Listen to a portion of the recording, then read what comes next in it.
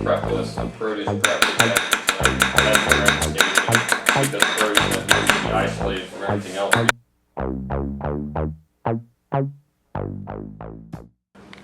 Hey guys, Mr. Knife Fanatic here. I promised a lot of you online that I would do a second review of the Goko 240 white #1 Gyuto. And here's the second video, guys. All the cut and performance and specs from the first video are still the same. This is basically the same edge. This is like a 8 to 10,000 grit edge. It's ridiculously sharp and really good. So let's have a peek at how she does on chopping onions today.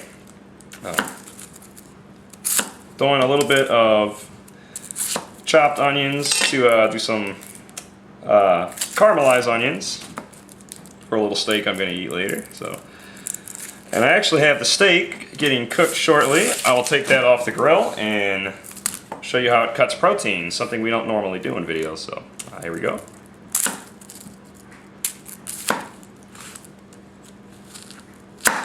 Push straight down, not too bad. We said before, this is a workhorse knife that has an excellent thin grind behind that edge. Love it to death. There we go. And a little cauliflower here to break down next. Not really sure how we're going to do that on camera, how well it's going to look, but let's try new things today. Here we go.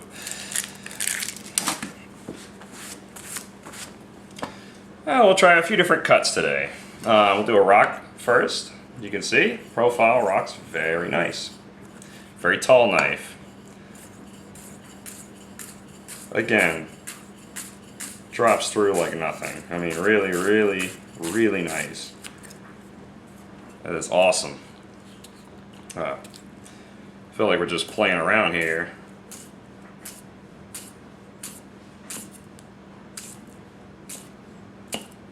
But you can see, I mean, that drops right through. No problem whatsoever. Very nice. Do a little chop here. I'll try to use the tip area, see?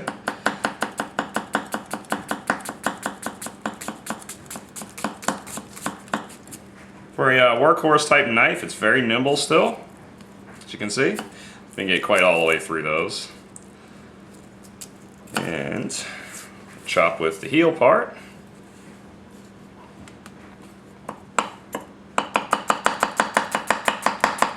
I have to hold back right now. I'm holding back because it is dropping through and it's going to stick into the board. Unfortunately, when you get a knife so steep and so sharp, it's, you know, maybe it's too sharp for the board, so you have to really take your time with what you're doing. So we'll add a little bit of slice, a little bit of draw to your cut, and a little bit less pressure, and just kind of let the knife do the work for you.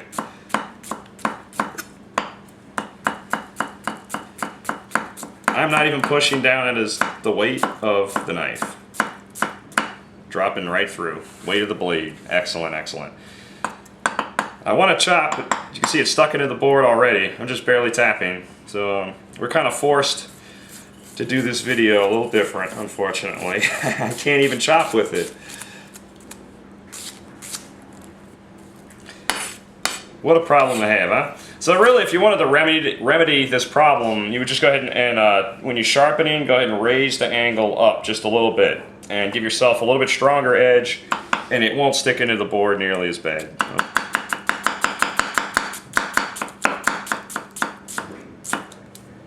Awesome, man. You know, a lot of people bought these knives right after the first video, and all the reports that have come back are excellent reviews. They got the same nice, ridiculous edge out of the box. And everybody's been happy with the performance. I think for the price right now, you're really not going to get a better knife at this price point.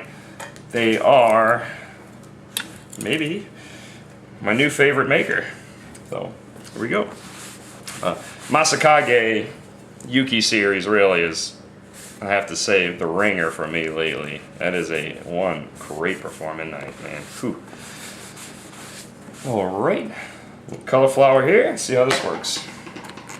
I guess we start removing, oh, whew, geez. Make sure your other hands are way out the way here. I feel like Fruit Ninja right now, just little chop. Get rid of that.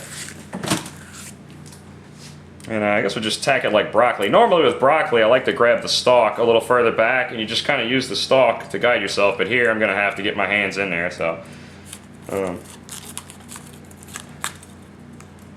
just make sure you take your time here. Always be cutting away from your holding hand, no matter what. If you do differently, you will end up in trouble. In deep trouble.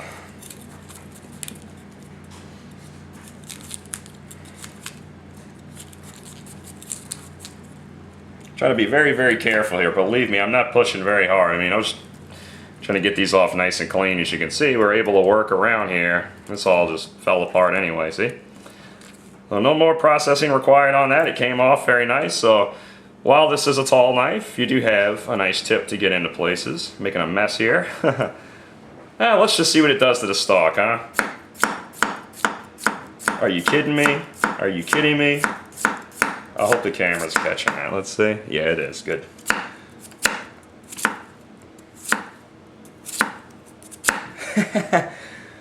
Look, we can make medallions of cauliflower stalk. Because you got such a strong and also thin knife. This thing, like I say, is a bit of a workhorse, but oh, it's not. It doesn't perform like a workhorse, though. It performs much more like a laser. So. Yet again, these are blowing me away. So the next ingredients we'll be getting are some lovely steaks, and they'll be cooked shortly. So I'll see you in a minute, guys. And welcome back, guys, to part 2 of Goko review number 2. Part 2 of number 2, video number. All right. Anyway, here we got the steaks off the grill. They've been resting for probably about 2 minutes now. They probably give them a little longer normally, but whatever. We're gonna cut and see how they're doing. While we were away, I did 2 strops on the 15,000 grit Shapton. Alright? 1, 2, 1, 2. That is it. This edge is almost a face shaver right now. Oh my lord, it is so sharp. Wow. This steel is incredible. White number 1 is better than white number 2 for edge refinement. It doesn't hold it quite as long as white number 2, but oh my, it's an experience sharpening this stuff. The whole time from both videos that you've seen, I've never sharpened it. 2 strops, that's it, and we'll see where she's at. The paper towel is wet a little bit actually, it got some water drops on it. But it is melting through this like really quiet. This is basically almost a face shaver right now. I'll just say that. It's disgustingly sharp. So we're going to go ahead and cut our steaks up with it and see how she does. We'll try to do maybe one on a bias or one straight. I tried to leave them a little bit on the rare side. Hopefully this should be nice and bloody. And see how this cuts proteins. Melts.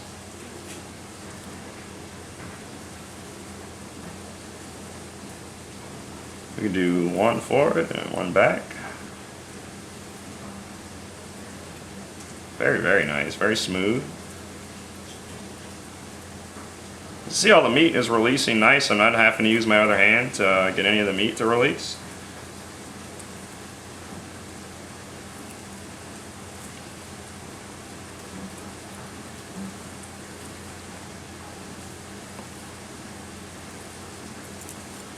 Bite to that edge, a lot of bite. That's really nice at a high 15,000 grit refinement, and to still have enough, you know, grab to it. It's just remarkable. I love this steel to death.